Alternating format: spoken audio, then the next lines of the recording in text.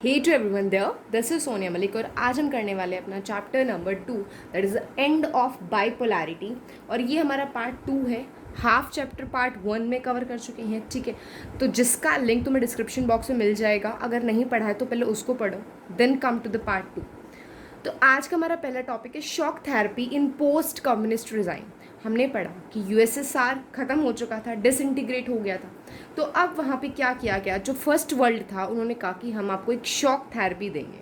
Shock therapy क्या था कि हम एक शॉक देकर, जैसे किसी कोई मेंटल पेशेंट है तो उसको क्या किया जाता है, शॉक देकर उसका ट्रीटमेंट किया जाता है, ठीक है। तो सिमिलर वे में एक झटका देकर, मतलब कम्युनिज्म से कैपिटलिज्म की तरफ एक शॉक था वहाँ के लोगों के लिए। किस लिए दिया जा रहा है, उनकी थेरेपी के लिए, ऐसा बताया गया पोस्ट कम्युनिस्ट रीजन्स में। अब पोस्ट कम्युनिस्ट कौन से रीजन्स थे, रिजाइम्स, वो रिजाइम्स थे। यानी कि रिजाइम्स क्या होता है कि एक ऐसा अथॉरिटेरियन और एक ऐसा सिस्टम एडमिनिस्ट्रेशन का जिसमें जो लीडर्स हैं वो प्रॉपरली इलेक्टेड नहीं हुए हैं। यही हुआ था यहाँ पे। जैसे कम्युनिज्म था, ठीक है, तो कम्युनिज्म के बाद एकदम डेमोक्रेसी आ गई, बट इलेक्शंस तो नहीं हुए थे। तो उन रिजाइम्स में जो कम्युनिज्म के बाद आज के टाइम पे रिजाइम बन गए थे बिना इलेक्शंस के। तो ये सारी चीज़ें कैसे हुई उसको हम यहाँ पे पढ़ने वाले हैं। तो सबसे पहले क्या हुआ, इसको माना गया it was a painful transition, क्योंकि ऐसा नहीं था कि भाई शॉक लग रहा है आपको तो दर्द तो होगा। तो वही चीज़ यहाँ पे थी कि जब कम्युनिज्म से कैपिटलिज्म की तरफ आए तो एक शॉक लगा। जो एक अथॉरिटेरियन सोशलिस्ट गवर्नमेंट थी, एक ऐसी गवर्नमेंट जो पूरा अपना कब्जा, अपना दबदबा बना के रखी थी, उससे डेमोक्रेटिक कैपिटलिस्ट गवर्नमेंट आना, ठीक है। कि एक डेमोक्रेटिक मीन्स यहाँ पे लीडर्स जो होंगे वो इलेक्ट होकर आएंगे, अपोजिशन पार्टीज रहेंगी, जो कि कम्युनिज्म में नहीं होता, और कैपिटलिस्ट फॉर्म ऑफ गवर्नमेंट, यानी कि गवर्नमेंट ओनरशिप से प्राइवेट ओनरशिप आ जाएगी। तो अब यहाँ पे देखो हुआ क्या, जो रशिया था, Central Asia and Eastern Europe, इन सभी को वर्ल्ड बैंक और इंटरनेशनल मॉनेटरी फंड से क्या मिलती गई, हेल्प मिलती गई। और ये सारे इनसे इन्फ्लुएंस होते थे, क्योंकि भाई ये तो अच्छे खासे प्लेयर्स हैं ना इस मार्केट के, तो ये क्या बन गए, लीडर्स बन गए, और इनको एक शॉक थेरेपी देते रहे। अब इसकी कुछ करेक्टरिस्टिक्स क्या थी, प्राइवेट ओनरशिप कर दी गई, भाई जितनी भी ज़मीन है प्राइवेट सेक्टर में जाएगी। फिर उसके बाद हर एक स्टेट की, स्टेट हेयर मीन्स की हर एक नेशन की कुछ एसेट्स होती हैं। एसेट्स क्या होती है कि उनकी वैल्यूज़ जो वो एज अ स्टोरेज रखते हैं कि भाई ठीक है इतना पैसे हमारे पास स्टोर में है, ठीक है, एसेट्स होती हैं। तो उनका भी प्राइवेटाइजेशन कर दिया गया कि शेयर्स खरीद सकते हो आप गवर्नमेंट की एसेट्स में से।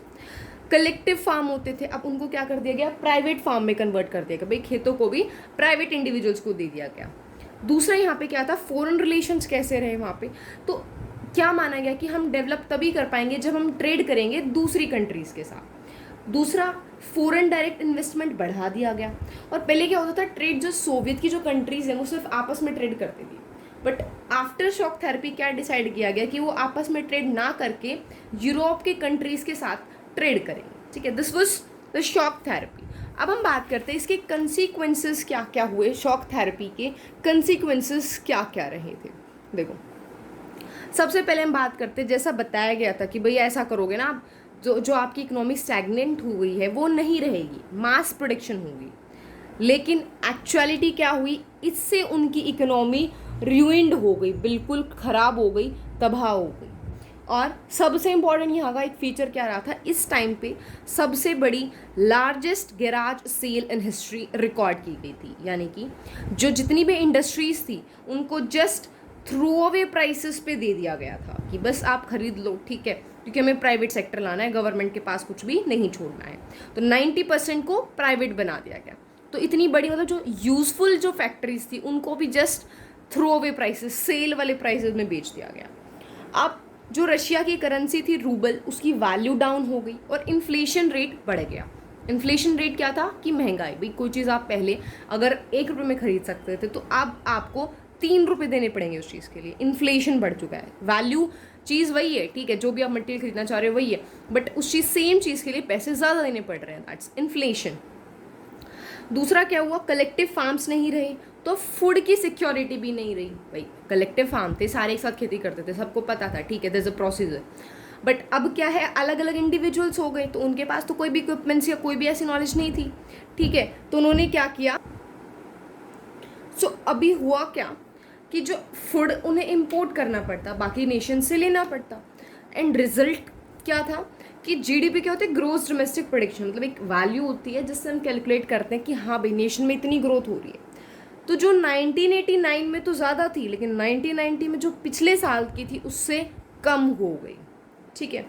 दूसरा क्या चीज़ हुई, पहले जो यूएसएसआर था ना उसमें कुछ सोशल वेलफेयर पॉलिसीज़ होती थी कि भाई ठीक है गवर्नमेंट आपको हेल्थ केयर प्रोवाइड कर रही है, एजुकेशन प्रोवाइड करवा रही है, लेकिन अब ये सारी चीज़ें बंद हो गई। तो जो गरीब लोग थे, जो टोटली इस पर डिपेंडेंट थे, वो तो बेचारे और गरीब हो गए। और जो अकेडमिक, जो इंटेलेक्चुअल्स पीपल थे, उन्होंने माइग्रेट कर लिया, भाई ठीक है हमारी कंट्री नहीं दे रही, चलो किसी और देश में। और इसी के साथ साथ वहाँ पे क्राइम बहुत ज़्यादा बढ़ गया, क्योंकि जब गरीबी होती है तो क्राइम ज़्यादा बढ़ता है, कि कोई ऐसा रूल नहीं था जो उनको कंट्रोल करेगा। तो एक माफिया सबके सामने आया जिसने इकोनॉमिक एक्टिविटीज़ को कंट्रोल करना स्टार्ट कर दिया। अब दूसरा यहाँ पे क्या था, उन्होंने कैपिटलिज्म यानी कि डेमोक्रेटिक फॉर्म को तो चूज़ कर लिया, लेकिन एक्चुअलिटी क्या थी, वहाँ पे डेमोक्रेसी को ना देखने की बजाय सिर्फ इकोनॉमिक चेंज के पीछे पड़े हुए थे सभी कोई। तो इसका रिजल्ट क्या हुआ कि जितने भी कॉन्स्टिट्यूशंस बने वो बड़ी जल्दी जल्दी बना दिए गए, भाई ठीक है फटाफट बनाओ फटाफट बनाओ, वो वाली चीज़ रही। तो क्या किया गया, जो इलेक्टेड पार्लियामेंट है उसको तो पावर कम दी गई, और जो प्रेसिडेंट है उनके पास पावर ज़्यादा बढ़ा दी गई। ठीक है। रिजल्टेंट क्या हुआ, जो तुर्कमेनिस्तान और उज्बेकिस्तान के जो प्रेसिडेंट थे उन्होंने पहले तो खुद को 10 साल के लिए अपॉइंट कर दिया, फिर नेक्स्ट 10 ईयर्स के लिए अपॉइंट कर दिया। बट देखो हर कोई चीज़ रिवाइव करती है, तो ऐसा ही रशिया ने कब रिवाइव किया, 2000 में, यानी कि 2000 ईयर के अंदर। जब क्या हुआ, जो क्योंकि रशिया क्या है, एक बहुत ही बड़ा मेजर सोर्स है नेचुरल रिसोर्सेज का, ऑयल का, तो वहाँ से ऑयल निकाला गया। ठीक है। फिर उसके बदले उसको पैसे मिले, तो काफ़ी ये ग्रो किया उसने। और जो नेबरिंग कंट्रीज थी उनको कैसे पैसे मिले, क्योंकि उनके वहाँ से पाइपलाइंस जाती थी, तो उन पाइपलाइंस के उनको क्या मिलते थे, रेंट मिलता था, तो इस चीज़ से उन्हें बेनिफिट हुआ। नेक्स्ट टॉपिक है हमारा टेंशन्स एंड कन्फ्लिक्ट्स, यानी कि जो रीजन था उसमें क्या टेंशन्स आई, मतलब एक दूसरे में क्या टकराव आया उन कंट्रीज़ के बीच में और कैसे कन्फ्लिक्ट्स हुए। तो देखो सबसे पहले हम बात करते हैं रशिया की। तो रशिया के अंदर दो ऐसी ही प्रोविंस थी। प्रोविंस क्या होता है, जैसे इंडिया के अंदर हमने पोल साइंस की बुक में स्टडी किया था, जूनागढ़ है, जम्मू कश्मीर, अलग अलग कितनी सारी प्रोविंसेस थी। सिमिलर वे में रशिया के अंदर थी चेचन्या और दागिस्तान। उन्होंने कहा भाई हमें भी खुद की अपनी इंडिपेंडेंट कंट्री बनानी है, तो सक्सेशनिस्ट मूवमेंट हुआ, बट वो वायलेंटिक था। और इसको कंट्रोल करने के लिए रशिया ने जो स्टेप लिए उसमें क्या माना जाता है कि बहुत सारी इनह्यूमन एक्टिविटीज़ हुई थी, कि जो उनके ह्यूमन राइट्स हैं वो तक हटा दिए गए थे, मीन्स उनसे उनका राइट टू लाइफ ले लिया गया था। उसके बाद ताजिकिस्तान एक कंट्री है जिसके अंदर क्या हुआ, सिविल वॉर। सिविल वॉर क्या होता है कि जब एक कंट्री के अंदर दो ग्रुप्स बन जाएं और आपस में फाइट करें वेपन्स के साथ, मतलब बहुत जैसा हम एक कंट्री दूसरी कंट्री के साथ जैसी लड़ाई होती है, सिमिलर लड़ाई एक कंट्री के अंदर ही हो, सामने रोड पे लड़ाई हो रही है इतनी भयंकर, वो वाली चीज़ थी। ठीक है। तो 2001 तक ही चली। फिर उसके बाद एक कंट्री है जॉर्जिया, इसके अंदर क्या हुआ, यहाँ पे भी इंडिपेंडेंस चाहिए थे इनके लोगों को, तो ऐसी दो प्रोविंसेस बनी, दो बनी, मीन्स सिविल वॉर हुई।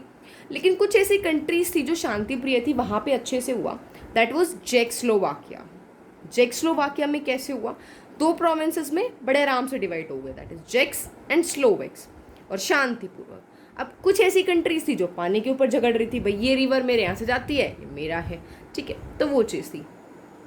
और सेंट्रल एशिया एक ऐसी कंट्री थी जो एक जोन बन चुकी थी कंपटीशन की, भाई बाहर से कौन इसके रिसोर्सेज को लेगा, कौन ज़्यादा उस चीज़ के पैसे दे रहा है, क्योंकि यहाँ पे बहुत ज़्यादा हाइड्रोकार्बन रिसोर्सेज थे। ठीक है। नेक्स्ट, अब यूगोस्लाविया भी एक ऐसी कंट्री थी जो कि बहुत सारे पार्ट्स में डिवाइड होगी, जैसे क्रोएशिया, स्लोवेनिया, बोस्निया, और इन सब में आपस में क्या हुआ, भयंकर वाली सिविल वॉर हुई थी। ठीक है। अब देखो हमें पता है कि 11 सितंबर 2001 के अंदर यूएसए पे अटैक हुआ था, और बहुत ही मासिव अटैक हुआ था, है ना, जिसमें इसके ट्विन टावर्स गायब। तो यूएस ने क्या सोचा, भाई ऐसे तो बात बनेगी नहीं, तो मुझे क्या करना पड़ेगा, मोस्ट ऑफ रीजन्स के अंदर मेरा एक मिलिट्री बेस होना चाहिए। दूसरा, जो सेंट्रल एशियन की कंट्रीज़ हैं उन्होंने यूएसए को किस चीज़ की परमिशन दी कि आप मेरा स्पेस यूज़ कर सकते हो अपने एयरप्लेन्स को उड़ाने के लिए जब लड़ाई का टाइम है तब भी। और दूसरा, रशिया क्या मानता था कि भाई ये जो कंट्रीज़ है ना वो मेरे आसपास की हैं, तो इनको नियर एब्रोड में मेरे इन्फ्लुएंस में होना चाहिए।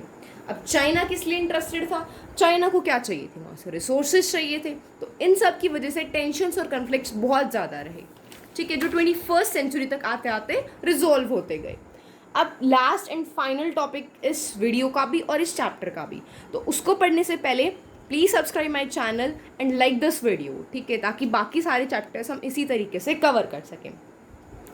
यहाँ पे हम पढ़ते हैं India and post communist countries, यानी कि जो कंट्रीज़ पहले कम्युनिस्ट थी, बाद में जब चेंज हुई, उन कंट्रीज़ के साथ इंडिया के कैसे रिलेशंस थे।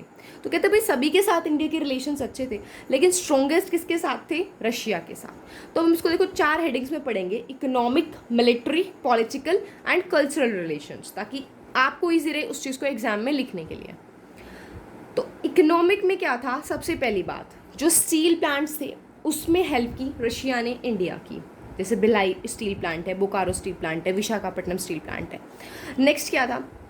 80 से ज़्यादा बायलेटरल ट्रेड एग्रीमेंट्स हुए इंडिया एंड रशिया के बीच में।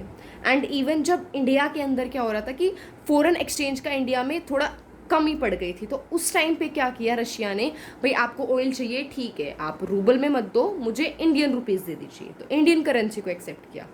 मिलिट्री वे में कैसे हेल्प करता है? देखो भाई इंडिया को जितने भी हमारे वेपन्स चाहिए होते हैं वो रशिया से मिलते हैं। इवन जो रशिया ने हमें साइरोजेनिक रॉकेट भी दिया था।